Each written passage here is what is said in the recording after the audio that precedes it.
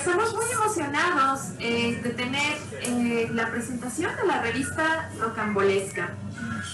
Tenemos en el panel nuevamente a Carlos Bautista, a quien ya presenté, pero bueno, para quienes no hayan estado hace un momento, menciono que Carlos es licenciado en Lengua y Literatura Hispánicas por la Facultad de Filosofía y Letras de la UNAM, es especialista en literatura fantástica y ha publicado artículos académicos en distintas revistas de investigación.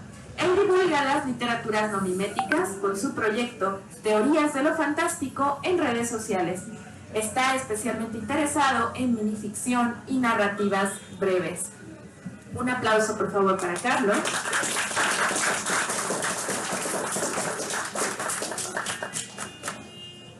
Tenemos también la presencia de Lola Ancira. Ella ha publicado ensayos, cuentos y reseñas literarias en diversos medios electrónicos e impresos. Es autora de los libros de cuentos Tusitala de Óbitos, El Vals de los Monstruos, Tristes Sombras y Despojos, obra ganadora del Certamen Nacional de Literatura Laura Méndez de Cuenca 2021. Fue becaria de la Fundación para las Letras Mexicanas y del FONCA. Su obra ha sido catalogada, entre otros libros, en El Ensayo 2, por la UNAM en 2021, Mexicanas, 13 narrativas contemporáneas por Fondo Blanco en 2021 y Nuestras Resistencias, escritoras que nos vuelan la cabeza por Santillana 2023. Actualmente imparte talleres de cuento y cursos de literatura fantástica y es becaria del TEC de Querétaro en el género de novela. Un aplauso fuerte, por favor, para ella. En la mesa también nos acompaña Armando Saldaña Salinas. Él egresó de la carrera de Economía de la Universidad Iberoamericana, escribe narrativa y empezó a publicar profesionalmente en el mercado estadounidense en el año 2000. Tiene más de 10 libros publicados entre novelas y colecciones de cuentos. One Night in Bangkok en 2009, The Anarchy Lesson en 2001 y The World According to Game en 2000. Un Jardín de Planetas 2024, El Tango del Planeta Rojo 2022, El Nombre de la Ciudad en el año 2020. Fue ganador del premio de primera novela Sergio Galindo en 2017 por Leyendas del Café Habana. Obtuvo mención honorífica Premio Bellas Artes de Cuento en San Luis Potosí en el año 2018 por su colección La Canción de Durnadal. Escribe reseñas de cine, televisión y cómics. Un aplauso, por favor, para Armando Saldaña. Nuevamente en el panel nos está acompañando Jazmín García Vázquez, a quien nuevamente ya presenté, pero ella fue ganadora del primer lugar en el 7º certamen literario Palabra en el Viento en la categoría de cuento. En 2018 fue seleccionada como una de las ganadoras en la convocatoria a primera edición por la Comuna Girondo con su obra narrativa Oscuridades.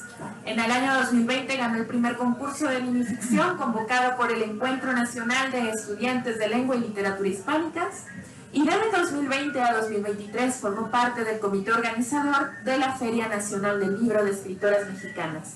Es autora de 2 libros, Después del Exilio y Aproximaciones desde el Abismo, de los cuales acabamos de tener una muy interesante plática, y su obra narrativa y poética ha sido publicada en diversas antologías y revistas. Actualmente es becaria del Sistema de Apoyos a la Creación FONCA en la categoría de cuento. Por favor, un fuerte aplauso para Jazmín. Y por último, tenemos a Ari Pérez.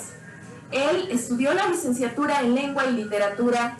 Escribió 2 libros sobre cine titulados El Otro Cine, después de escribir reseñas de cine a modo de freelance durante varios años. Publicó una colección de cuentos titulada Fantasías Peligrosas. Posee también un diplomado en Filosofía del Arte y actualmente es profesor y traductor de japonés para Panini y Penguin Random House. Es el editor de la revista de cuentos especulativos Rocambolesca. Un fuerte aplauso, por favor. Y sin más, pues los dejo con estas 5 brillantes plumas. Por favor. Qué bonito.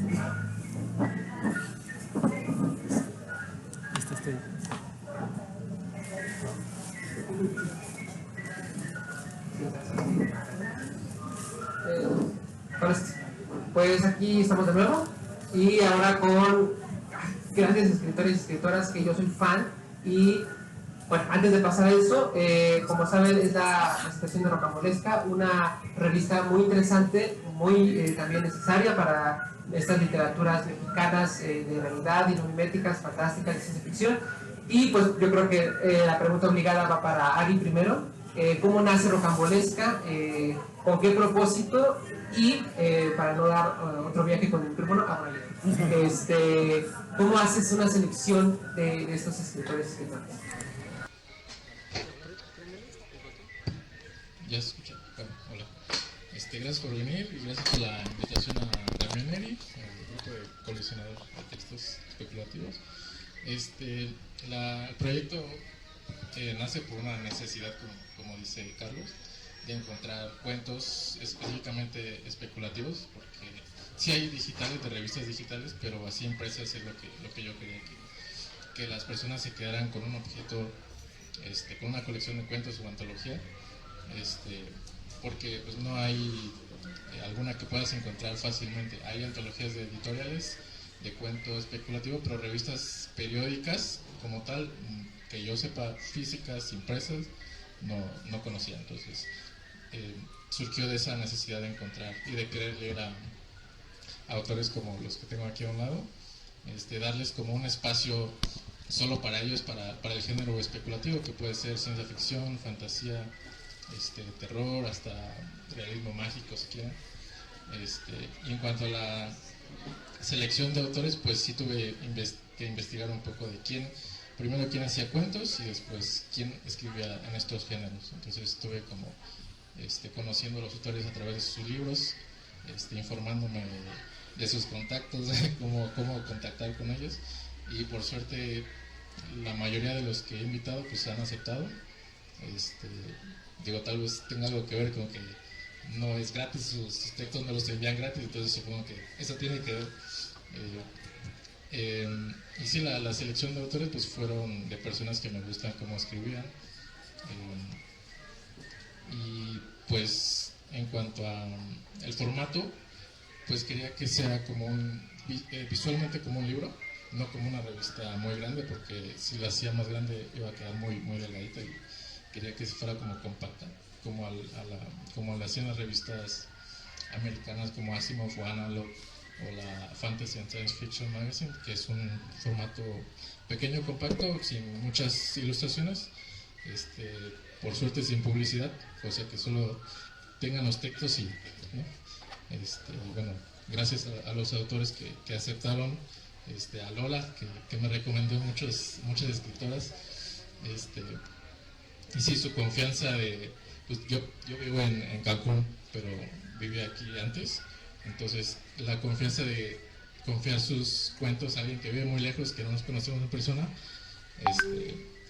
y de, pues sí, confiarme los textos que ellos tienen y apoyar el proyecto a su manera, ¿no? Y que desde las portadas y la edición se ve un trabajo profesional, y sobre todo pues también leyendo los nombres son ya referentes. Me gusta mucho que hay escritoras, por ejemplo, muy jóvenes como Alicia Mares, y también ya escritores muy consagrados, ¿no? Entonces siento que también hay una versatilidad, como mencionas esto de decir literaturas de irrealidad, pero realmente es muy vasto, ¿no? Es el terror, la ciencia ficción, lo fantástico, y desde ahí vete también a otros temas o a otros géneros que también colindan entre ellos. Entonces siento que aquí en la mesa también hay escritoras y escritores que justamente tienen su propio estilo, y es una revista muy rica en ese sentido. O sea, cada cuento es súper diferente uno al otro, no hay una temática que los atraviese, y siento que eso también les da una libertad de poder ser ellos mismos y conocer, si es que no conocemos a quienes estén, poder conocerlos realmente como son, ¿no? Para pasar justamente ya ahora sí con los artistas, primero por ejemplo con Lola. Tu cuento, bueno, tienes varios cuentos ahí, pero uno de ellos que es aquí tengo el nombrecito, práctica número 5, me llamó mucho la atención porque, bueno, trata justamente de un experimento que tiene que ver con el sueño, y lo traigo a colación porque creo que también denota tus preocupaciones o intereses, por ejemplo, con lo que hiciste en Tristes Sombras, ¿no? De la reclusión, de llevar al límite, en nombre de la ciencia, justamente a la parte humana y la crueldad. Entonces, que nos cuentes tantito de eso, que nos cuentes si tiene justamente pensado algo así y cómo llegas a Rocambolesca en un sentido igual de llegar ahí como colaboradora, pero también de este cuento que ya lo tenías, fue escrito justo para esta revista, o cómo fue el proceso. Hola, gracias por estar acá. Me da mucho gusto ver a tanta gente, porque yo llegué y me perdí, dije, ¿dónde está? Y era por acá. Pero bueno, ya entré y vi que ya había visto que había otros eventos y demás, entonces pues gracias por quedarse los que ya estaban aquí, gracias por llegar a los que vinieron a ver esta presentación de la revista. Y bueno, yo primero quiero recomendar las cuentas de Instagram de Carlos, que no sé si son varias, pero de verdad búsquenlas porque son súper interesantes, tienen información muy buena y real sobre lo que es la literatura de género, sobre todo la literatura fantástica. Entonces son como mini clases así de 20 segundos, pero buenísimas, y recomiendo siempre un montón de autores. Entonces por eso sí, vayan por favor a su página. Yo llegué, bueno, Ari es la primera vez que lo veo en la no sé, lo real, en el mundo real, sí, en la vida, porque todavía ha sido virtual. Entonces me contactó cuando estaba planeando justo el primer número, y yo le dije como también más o menos qué autoras podrían estar interesadas, quiénes podrían estar en la revista, y me pareció un muy buen proyecto porque de entrada, lo que ya comentabas hace un momento, hay un pago por los textos, no es tu pago es que te voy a publicar y un gancito, ¿no? Porque sabemos que de la literatura no se vive, y afortunadamente estos pequeños gestos, que si bien no es un pago así que tú digas son 10,000 pesos, no, pero es algo simbólico y es algo que dice, tu valor por este texto es esto. Entonces, para mí eso fue lo principal. Dije, ok, sí quiero publicar ahí. Yo siempre en mis talleres les digo, no se metan a concursos donde tengan que pagar, porque pues no. O sea, como escritores deberíamos recibir dinero por escribir, no pagar nosotros para que nos publiquen. Entonces, de entrada, creo que ese posicionamiento de pagar a los autores por su obra, desde ahí ya está súper bien. Y ya que vi el primer número, que es justo lo que decías, como un formato libro, a mí me encantó, porque las revistas impresas han ido desapareciendo desde hace varios años, ya hay muy pocas, y que esto sea tipo libro también le da como el valor de coleccionable. Entonces vas teniendo tu colección ahí de la revista, de los números, y las portadas son súper bonitas, también son únicas, y eso también me incentivó. O sea, cuando yo recibí el primer número, pues sí, qué bueno que participé, y claro que quiero seguir participando en otros números. Pero también lo que mencionaba Carlos hace un momento, esta cuestión de que somos escritores de distintas generaciones, con distintos estilos, con distintas preocupaciones, con distintas obsesiones, y me encanta porque yo también le he dicho a quienes entran a mis talleres, no tienes que publicar un libro de cuentos que tenga una temática. Para mí no es necesario, ¿no? Digo, en la cuestión de mercadotecnia, sí les gusta más vender libros que tienen temáticas porque se mueven supuestamente más, pero para mí si un libro de cuentos, cada texto funciona por sí mismo, es más que suficiente, y eso es lo que ocurre en esta revista. Si cada cuento funciona en sí mismo como un universo pequeño y breve que te está narrando una historia completa, es más que suficiente. Y pues me sentí muy halagada de ser invitada, y también de formar parte de esta revista nueva, que yo espero que tenga muchísimos números más. Y bueno, el primer texto que publiqué para el primer número ya lo tenía escrito, ya tenía varios años por ahí que iba a salir en una antología, luego no, luego sí, entonces se me quedaba ahí en el tintero. Y cuando me dijo Ari de un cuento inédito, dije, claro, pues tengo algunos que se han estado quedando como en estos proyectos, ¿no? Que no llegan a concreción. Y yo le tenía un cariño muy especial por distintos motivos, pero entre ellos es una curiosidad que yo tenía por qué ocurre cuando el ser humano es privado del sueño. Sabemos que si duramos más de ciertos días sin dormir podemos empezar a trastornarnos muchísimo y llegar a la locura incluso. Y lo combiné con otro interés que yo tenía, que era justo el de los experimentos inhumanos con seres vivos, pero sobre todo con seres humanos. Entonces ahí fue una mezcla muy rara. También vi una película que se llama La escalera de Jacobs, que tiene que ver con cosas de posguerra y demás, y qué le pasa a estas personas involucradas en este tipo de situaciones terribles y extremas. Entonces fue una reunión de todo esto. Le di otra pasada antes de mandarle a la revista, porque ya tenía esos 2-3 años. El texto me seguía gustando mucho y dije, pues claro, ese es el texto que quedara para la revista, y afortunadamente pues ya se publicó y ya lo vi en papel, y pues es también distinta la experiencia de ver un texto tuyo virtual a verlo ya en una publicación impresa en este caso, que para mí también es otro de los méritos de esta revista, que está en formato físico únicamente, ¿verdad? Bueno, también está virtual. Bueno, pero lo pueden tener en papel, porque yo también soy una obsesiva de las colecciones y demás, entonces me da mucho gusto pues que tenga estos dos, pues digamos, lo digital y lo físico. Y pues bueno, eso en general con mi experiencia con la revista.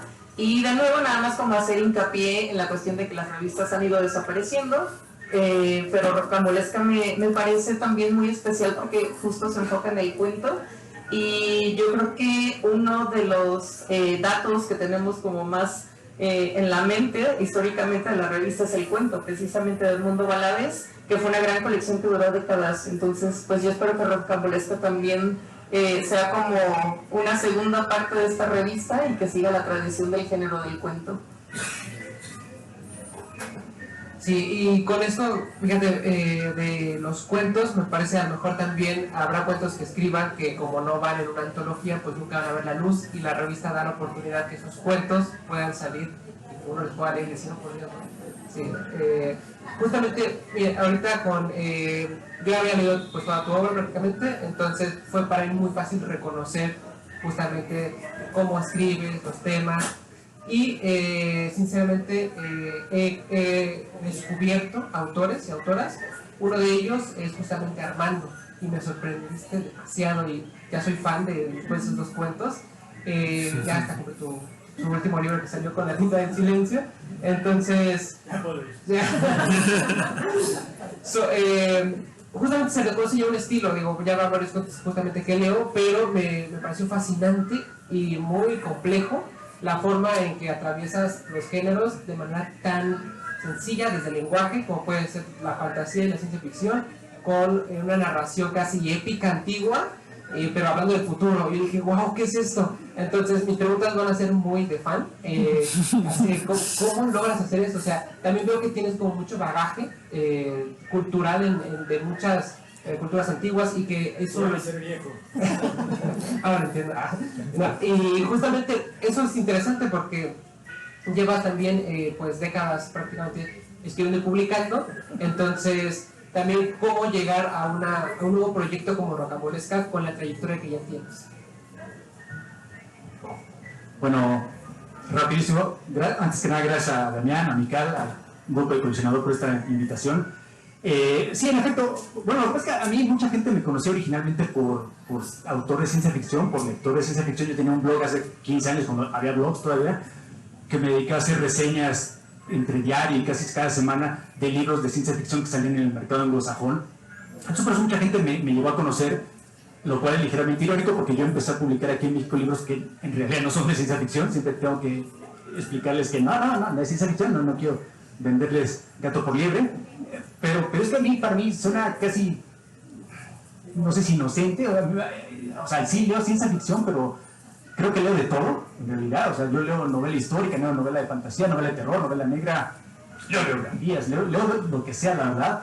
Entonces para mí no es tan notable que algún día me ponga a escribir fantasía, algún día me ponga a escribir ciencia ficción o lo que sea, ¿no? Para mí es como que hasta cierto punto no entiendo a la gente que se especializa tanto en un solo género, porque lo encuentro un poco claustrofóbico. Qué bueno, ¿no? Qué bueno que alguien encuentra un lugar muy cómodo en un solo género, les va a ir mejor que si intentas pegarle a todo, pero para mí sí para mí sería muy limitante, o sea, también va a sonar muy tonto, pero yo escribo, o sea, porque me gusta escribir, ¿no? Entonces intento, si siempre fuera para mí tienes que escribir algo de ciencia ficción, pues se convertirá casi como en chamba, ¿no? Entonces tengo que escribir algo de ciencia ficción esta semana y ya para mí eso se volvería... Sí, ya chamba ya es desagradable para mí, ¿no? Es como cuando te dejan un librito para leer en la escuelita, pero a lo mejor es un librito que te encantaría, pero como te lo obligaron a leer, qué flojera, pues pasan cosas, ¿no? No es que tengan problemas con la autoridad, bueno, es un tema aparte, pero prefiero mantenerme abierto, prefiero escribir. Entonces para mí esta revista de hecho fue como que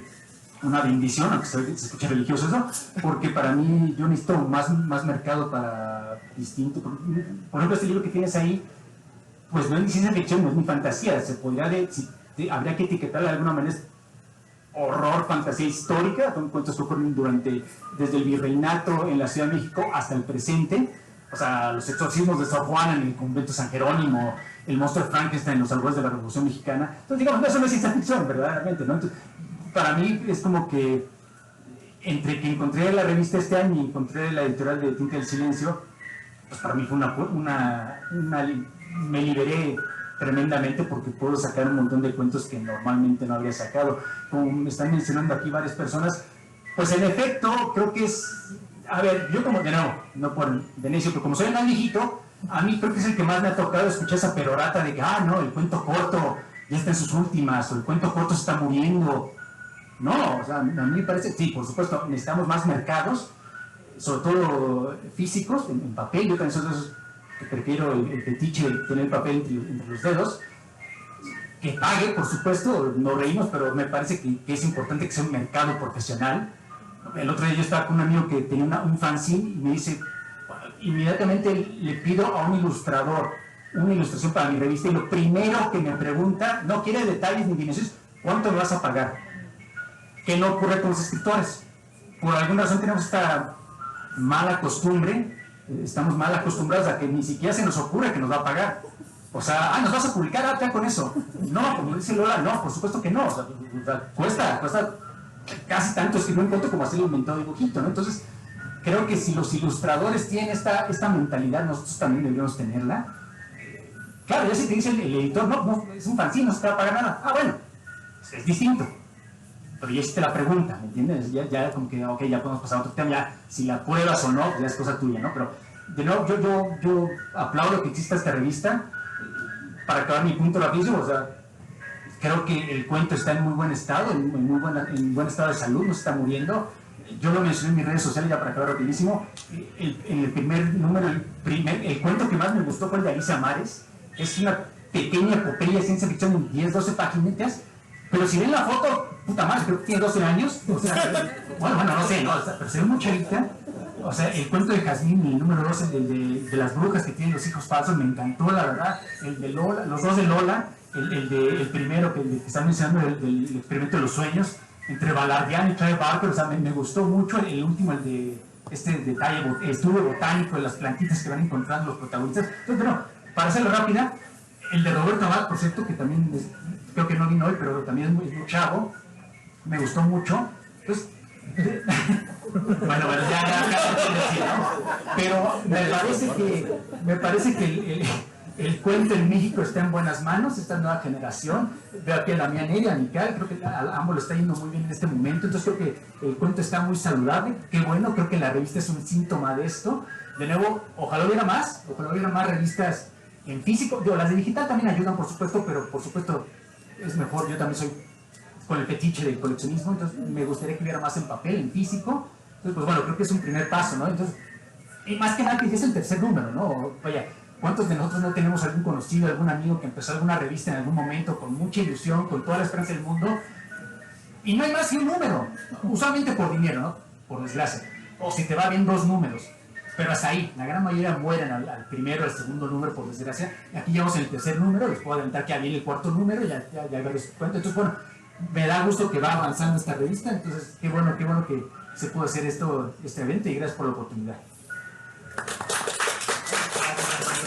Fíjate, ahorita que lo mencionabas, creo que igual cuando hay antologías de un solo autor, que ahí siempre tienes uno o dos cuentos favoritos y los demás sí te gustan, pero la ventaja de aquí es que puedes tener todos favoritos porque no son del mismo autor, son temas diferentes. Entonces creo que eso pasa mucho. Ahorita comentabas igual con Alicia, o sea, es una pasada lo que escribe y de cómo lo hace, ¿no? Cada uno se fija en cosas distintas. Es mucho, siento yo, del vocabulario, de la estructura. Alicia tiene, bueno, sí es muy chica, ¿verdad? Sí, me sorprende también. Pero bueno, también que conviva justamente en estos números con gente pues más grande de otras generaciones y con otro tipo de forma de escribir, ¿no? Hay un cuento también de José Luis Arte, que es puro diálogo, ¿no? No hay narrador, no hay nada, se le ve la experiencia y se transmite su O sea, te está hablando, te pone a pensar de Dios, de libre albedrío, y al mismo tiempo... es más viejo que yo, si puedo. Ya sé dónde viene. Y al mismo tiempo puedes ver su sentido del humor, ¿no? O sea, realmente es una revista increíble en ese sentido. Para pasar con Jazz, ya hemos hablado hace ratito, pero aún así hay mucho que decir, porque justamente el cuento que se llama La Sed, que es de Jazz, no es como queja, pero lo leí a lo mejor en un momento, en un momento de que te despiertas en la madrugada y dices no tengo sueño, lo voy a leer, y me dormí y tuve pesadillas, y dije, demonios, pero más bien es como un halago, ¿no? Estuvo también escrito que sí me dio pesadillas. Veo aquí también, que hablamos hace rato, que también tienes mucho la parte de la maternidad y de la parte de la mujer. Lo haces también breve, pero en cómo se le asocia si tiene algún tipo, tienes una minificción de eso, de la bruja, pero y aquí también lo rescatas un poco de cómo si tiene algo que vaya contra lo hegemónico, se le va a tratar de hechicera, de bruja, de que hay algo mal en eso, ¿no? Entonces es un cuento muy potente, la verdad sí me asustó en ese sentido y lo soñé en tus pesadillas, literalmente. Entonces, ese cuento lo tenías, digamos, programado para otro lugar. También que nos cuentes un poco de cómo llegar a Rocambolesco. Hola. Bueno, pues yo quise aprovechar que Viña está acá, entonces dije, me quedo a la siguiente mesa. Bueno, cuando Ari me contactó, pues yo fui la más feliz porque coincido con lo que ya dijeron, de verdad es un gran proyecto, una gran revista. De entrada se ve la dedicación desde la portada, la selección, creo que son ediciones muy cuidadas, eso se agradece y pues que paguen, ya dije hace ratito que vivir del arte no es tan fácil, entonces sí, cuando vi que iba a acompañar a grandes nombres de colegas que admiro, pues me emocioné mucho y el plan era primero dar un cuento que iba a salir en mi próximo libro, entonces le dije como, sí, mira, todavía no sale, sí será inédito, ¿por qué? Pero ya después cuando vi la extensión, dije, híjole, no, creo que no. Entonces pasó algo muy chistoso, que fue, ningún cuento entraba, por la extensión no me convencía, entonces lo hice originalmente para la revista, y me costó mucho llegar a la idea. Ya escribirlo siento que se dio pues prácticamente muy fácil, salió muy natural, pero sí creo que pasé como 2-3 semanas pensando, ay, ¿de qué voy a escribir? O sea, me costó mucho llegar ahí. Y después me di cuenta que la historia ya estaba, el principio está basado en hechos reales, lo cual te va a dar más pesadillas. En la casa de mi abuelita materna, que está en Tlanepantla, querían construir un cuarto, entonces escarbaron y encontraron una especie de nido con cadáveres de bebés, porque se veían los cráneos muy pequeños, los huesitos, entonces era tal cual un nido de bebecitos, ¿no? Y pues todos súper paniqueados y, ay, ¿qué está pasando aquí? De repente a mi familia le hizo mucho sentido todas las veces que ellos juraban que los habían espantado, que habían visto cosas, dijeron, no, pues cómo no, ¿verdad? Pues, ¿dónde estábamos viviendo? Y descubrieron que la dueña anterior era una partera y que además la colonia sí la tenía como en la bruja de la colonia, ¿no? Entonces, ya no quisieron seguir escarbando, obviamente, no supieron si pues estaban ahí sobre muchos más cadáveres, entonces, no sé, esa imagen se me quedó como muy presente y dije, órale, ahí tengo ya el cuento, quería explorar esta figura de las brujas desde México, las Tlahuelpuchis, que siento que no hay muchos textos desde la bruja mexicana, ¿no? Conocemos a la bruja, siento que más desde Hollywood, o la bruja europea, anglosajona, pero siento que toda esta tradición que además la tenemos muy presente, ¿no? Yo que mi familia es de Hidalgo, etcétera, o sea, tenemos brujas aquí bien padres en México y sus variantes, y siento que las tenemos más en el plano de la oralidad y no las rescatamos tanto en la literatura, entonces quería rescatar, ¿no? Obviamente me tomé unas licencias, pero sí, en esencia es la figura de las Tlahuelpuchis, que es un poco así como brujas, pero nahuales, pero un poquito vampiras, entonces me encanta porque es un monstruo que contiene varios monstruos a la vez, y esta fascinación además que yo tengo con los monstruos, pues se prestó muy bien, ¿no? Entonces, pues finalmente terminó siendo un texto escrito exclusivamente para la revista, y bueno, que al final pasó a la inversa, ¿no? Le iba a dar uno del nuevo libro y terminó siendo para acá, y lo que terminé haciendo es que saqué 2 cuentos que iban a salir en el nuevo para meter porque me gustó muchísimo,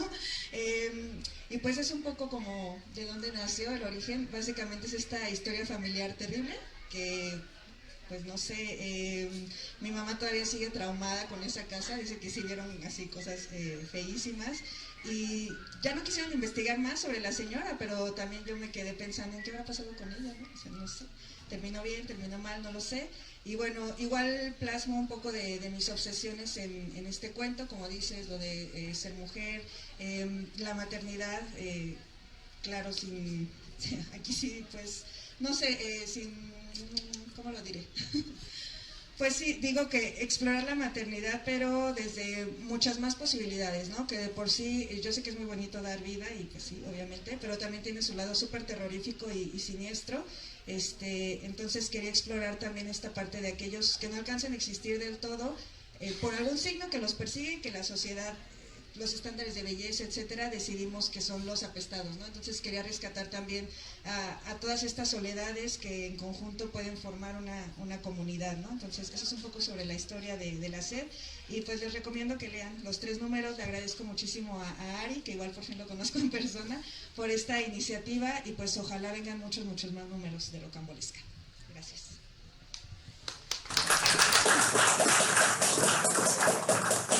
Para continuar con Ari, regresamos contigo. Veo que este año fue justamente cuando nació y son 3 tomos. ¿Hay alguna periodicidad que va a haber porque viene primavera, otoño, todo eso? ¿O es más bien justamente con que ya hablamos todo esto de los problemas hasta económicos de publicar una revista, y como se vaya dando, vaya a haber una planificación para un 4.º número? ¿Cómo es toda esta organización de la revista? Sí, originalmente pensé que saliera un número cada 4 meses. Por este año pues apenas solo salieron 3. El siguiente número yo espero que salga por ahí de abril.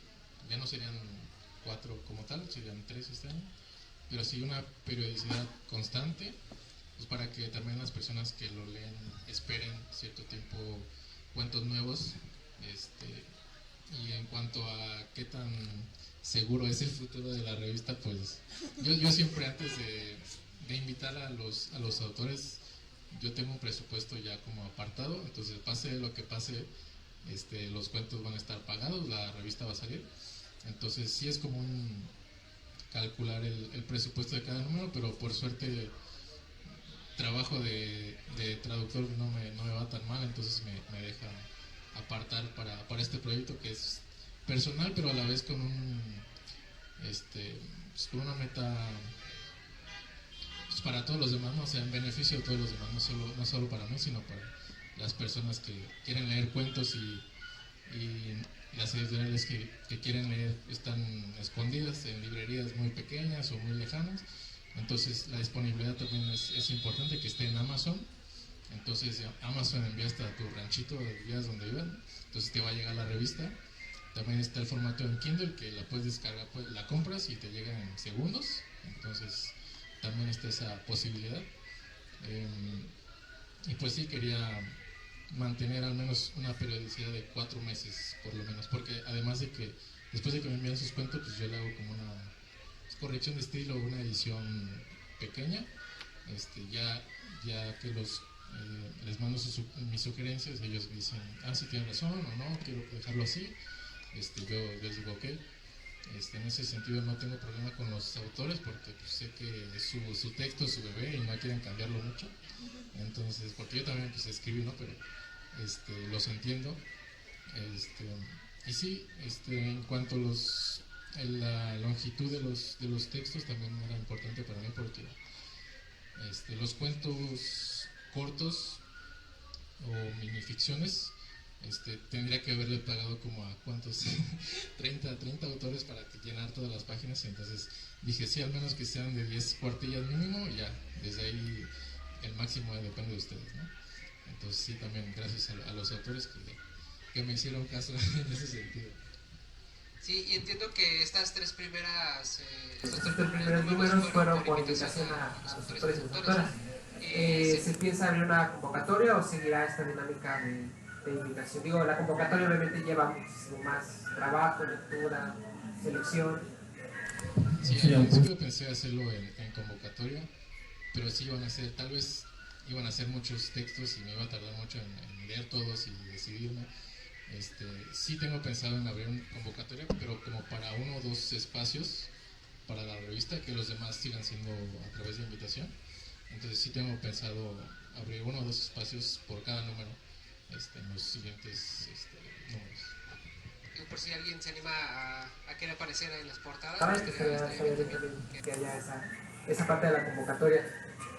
Pues al ser una mesa de muchos integrantes, podemos hablar mucho tiempo, pero también quisiera dar espacio a pues, justamente poder conversar con la gente que está aquí. No sé si podamos abrir una ronda de preguntas, de comentarios, justamente a quien quieran o a todos, ya sea de la revista, de la obra de alguien en específico, de cualquier cosa que hemos hablado en este tiempo. Preguntas. Anímense. En voz alta, yo creo, Dami. Bueno, venga. Para Armando, cuando te presentaron mencionaron que tú habías incursionado en las letras inglesas. ¿Qué nos puedes hablar acerca de cómo este mundo, pues, a la que no conoce o que no está tan relacionado con el idioma español, cómo percibe nuestra percepción de la isla?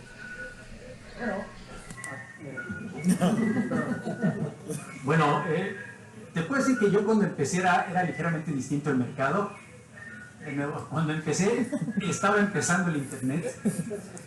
Honestamente era complicado, tenías que literalmente escribirlo, mandarlo por correo ordinario, esperar que llegara un mes, esperar que te pelaran, porque un autor mexicano desconocido va a la pila de lecturas eventuales.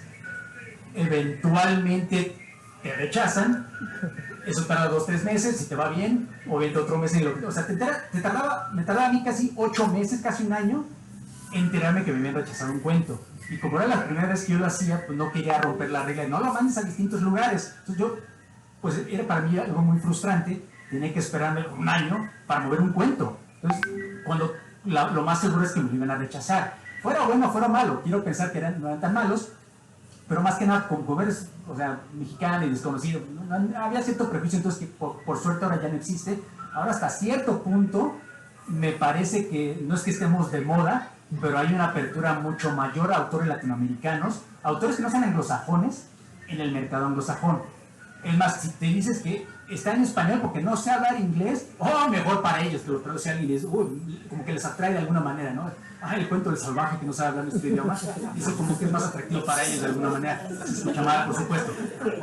Pero no, acabo de ti. El punto es que ahorita es mucho más sencillo, para empezar, puedes mandar tus textos en línea, es tremendamente más sencillo, llega ese mismo día.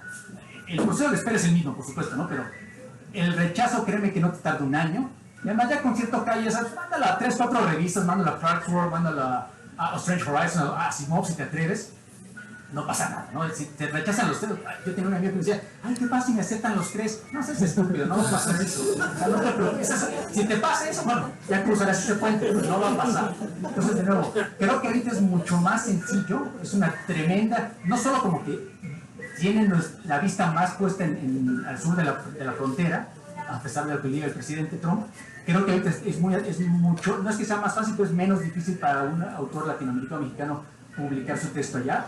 No quiere decir que sea fácil, ¿no? Obviamente es mucha la competencia, pero ahorita es como que una verdadera posibilidad. Cuando yo empecé era casi sueño guajiro, ya me salgo del tema. Lo que pasa es que yo un tiempo vivía allá en Chicago, entonces para mí era más sencillo escribirlo en inglés, mandarla allá, tenía más lógica que mandarla acá. Además acá no había tantas, como ahorita, ¿no? No había tanto mercado como para dónde lo va a mandar. Entonces como que allá, y allá de nuevo, allá siempre ha existido esto de que el mercado es profesional.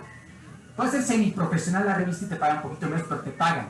Eso de que no te paguen, no te parece de que me estás hablando. Entonces, como que para mí, no lo hacemos, creo que nadie de aquí lo hace por dinero, que bueno, pero obviamente es bonito cuando alguien te da, aunque sea, no sé, $50 por tu cuenta. Bueno, nadie te va a regalar un centavo si no le gustó, por lo menos al editor el cuento. Entonces ya es como que una revalidación personal. Entonces para mí tenía más sentido publicar allá, no era por malinchista. Lo que pasa es que entre que vivía allá y aquí no había tanto mercado, ahora que ya vivo acá, pues, intento. Entonces de nuevo, qué bueno, ¿no? Que existe esta revista, ojalá hubiera más.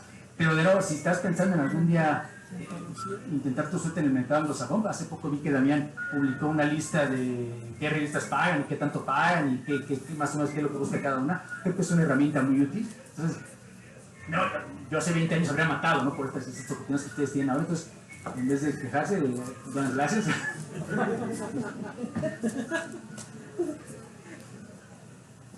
Perdón, no sé, hay otra pregunta. Sí, justamente iba a decir si alguien más se anima a preguntar o a... Yo tengo dos preguntas. La primera es típica japonesa. La segunda sería, cada uno tiene diferentes virtudes, pero logras este tema que Querétaro al decir con esto de Armando, que yo y esa experiencia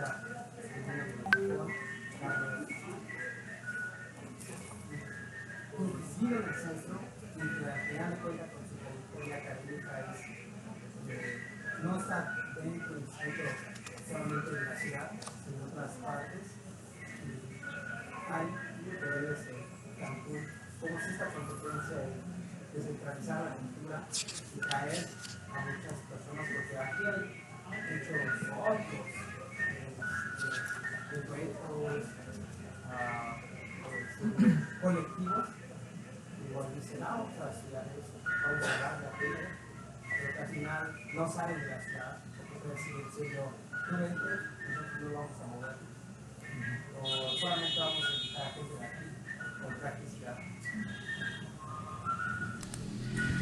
Bueno, respecto por tu primera pregunta, cuando les presentaba el nombre de la revista está explicado que está la definición de la palabra justo al inicio, porque muchas personas todavía me preguntan, pero mira, te lo leo. Es un adjetivo, rocambolesco o rocambolesca, dicho de una circunstancia, de un hecho generalmente en serie con otros extraordinario, exagerado o inverosímil. Entonces creo que ese adjetivo describe bien a cualquier cuento que lean de aquí, ¿no? En cuanto a los autores, pues al principio sí tuve como que marcar una política de, bueno, la mayoría que sean mexicanos para empezar. No necesariamente que vivan aquí en la Ciudad de México, sino que escriban cuento y que sea especulativo. Es la primera vez que me reúno con varios de ellos. Entonces, sí, yo cuando los contacté les dije, yo vivo aquí en Cancún, pero en cualquier momento que hay una presentación nos conocemos y ya convivimos, ¿no? En Cancún no hay colectivos, no hay clubes de lectura. Puede ser muy moderno, muy turístico, pero en cuanto a cultura no hay mucho, más que un teatro, pero son obras locales, ¿no? Entonces, hablar de revistas allá, literarias, menos, ¿no? Entonces, sí tuve que investigar, conocer autores en internet, ¿no?, leer sus obras, y ya después comunicarme con ellos y presentarles el proyecto.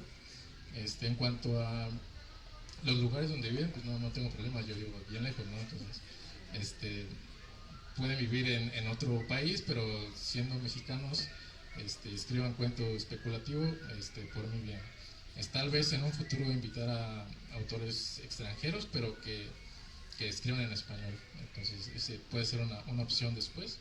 Pero por ahora, los primeros números al menos les quería dar preferencia a autores mexicanos.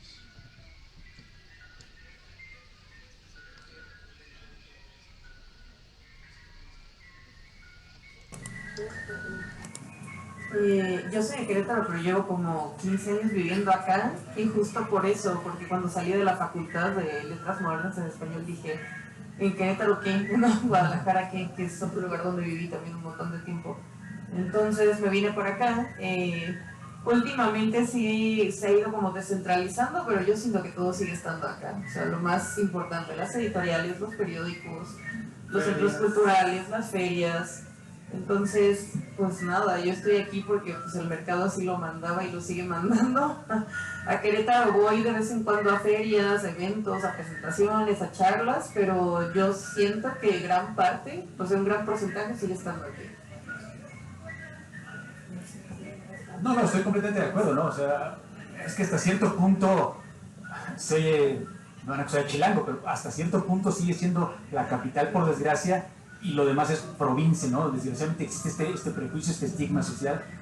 hasta cierto punto es cierto, si quieres ser escritor y llevarte con otros escritores, conocer escritores, que es lo más importante, pues tienes que estar aquí, o tienes que venir aquí lo suficiente tiempo como para que sería lo mismo. O sea, puedes ir de vez en cuando a la feria de Guadalajara, pero ¿verdad? Si no tienes libro, y acá es más bien para editoriales, para hacer negocios, no es tanto para los escritores. De nuevo, me parece que eso es algo que, por supuesto, rebasa la mesa, ¿no? No es problema, no es responsabilidad nuestra hacer que la cultura llegue a Cancún de alguna manera o que haya más ferias en otros lugares, pero por supuesto, ¿no? Eso es un limitante que existe y por supuesto esto es algo generacional, ¿no? No va a cambiar, yo asumo que en mi vida, ¿no? Que sean nuestros hijos o bueno, cuando Alicia Mares tenga 20 años, eso a lo mejor ya cambiará, ¿no? Pero todavía va para largo, ¿no? Por desgracia, pero bueno, uno quiere pensar que vamos en la dirección correcta, no hemos llegado hasta donde deberíamos estar, pero creo que vamos en el camino correcto, ¿no? Eso espero yo. Yo no iba a responder porque yo siempre me la paso hablando de esto y van a decir, ay, otra vez Yasmin. Pero pues ya cada quien opina.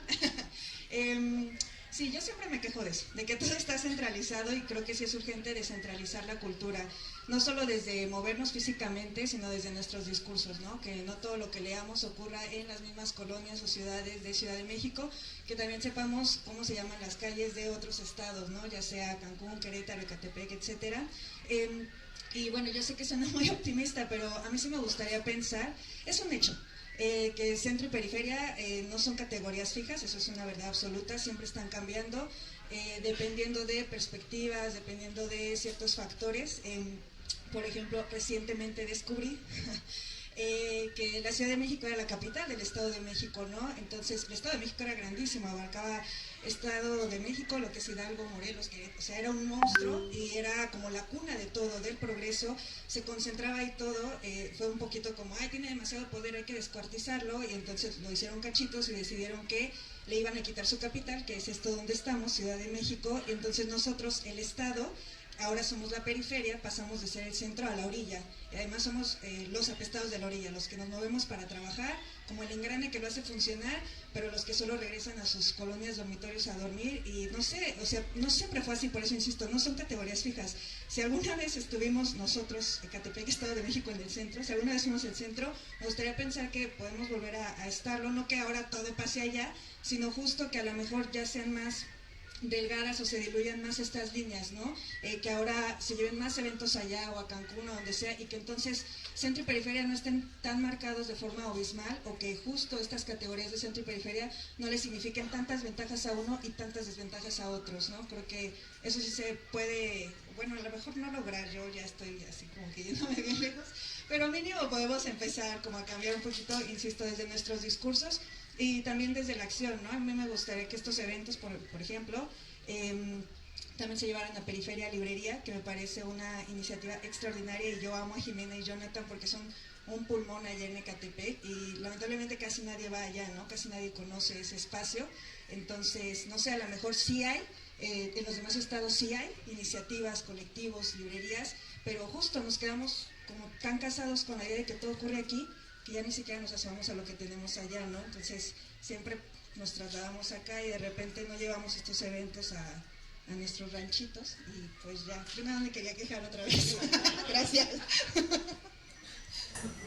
Pues creo que también la ventaja de la revista es eso, ¿no? Que no es como, sí es formato físico, pero tienes que ir a una tienda súper aquí del centro, si no la pides por Amazon y ya te llega, entonces creo que esa es una facilidad que tenemos también en este siglo, ¿no? de la tecnología. Esperemos haya también a lo mejor presentaciones virtuales, juntos si no podemos ir, pues utilizar la tecnología.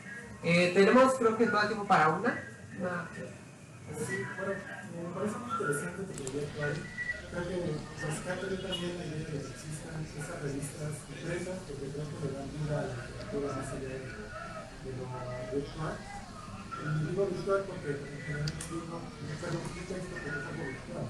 Aunque sea escrito, se refiere a ideas que están plasmadas en el libro de me dio mucho la atención sobre todo esto que decimos acerca de porque tu revista era una manera de acceder a ella de momento es por medio de entonces mencionabas desde hace poco que pensabas que ibas a un futuro para lugares para el público en general, ¿no? La fundamental todo y el mismo Bueno, una decisión, ¿por qué dices que así desde el principio? Nos comentabas también que pues no conocías cómo estaba el panorama al principio de la ciencia ficción en México, pero yo creo que hay bastante, y yo creo que, por ejemplo, el gran colisionador se ha formado mucho en hacer una buena promoción de la ciencia ficción, y yo creo que pues bastantes revistas, yo creo que he hecho como 20 revistas que promueven la ciencia ficción aquí en México, que me interesa también preguntarte, pues en primer lugar, ¿por qué no desde un principio nos falta una parte de leer los textos para ver qué se está escribiendo? Y en segundo lugar, ¿por qué, cómo ves tú ese panorama de la ciencia ficción en México desde tu perspectiva ahorita que llevas con números publicados? Me imagino que ya tenés un bagaje cultural, ¿verdad?